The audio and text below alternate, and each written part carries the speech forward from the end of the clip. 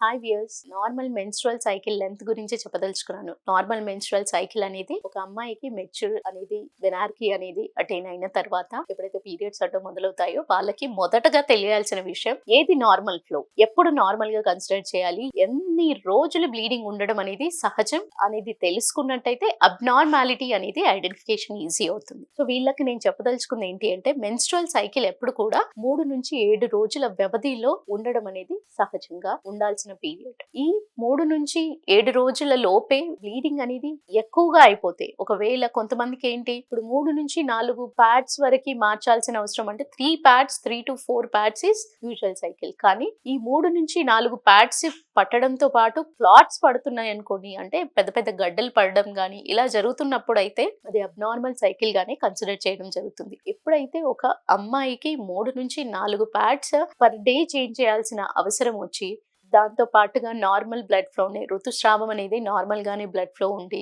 నొప్పితో ఎక్కువగా minimal discomfort అనేది సహజంగా ప్రతి సైకిల్లోనూ ఉండడం జరుగుతుంది ఒక మహిళకి. అలా కాకుండా బాగా పెయిన్ఫుల్ గా, అంటే వాళ్ళ రోజువారీ పనులు చేసుకునే దాంట్లో ఇబ్బందులు వస్తున్నాయి అంటే మాత్రం అది అబ్నార్మల్ సైకిల్ గానే కన్సిడర్ చేయడం జరుగుతుంది. ఈ నార్మల్ సైకిల్ లెంత్ తో పాటు బ్లడ్ ఫ్లోని కూడా దృష్టిలో పెట్టుకొని మీరు కొంచెం గమనించినట్టయితే మీకు ఋతుస్రావంది ఏది సహజమైనది అనేది అవగాహన వస్తుంది. Thank you.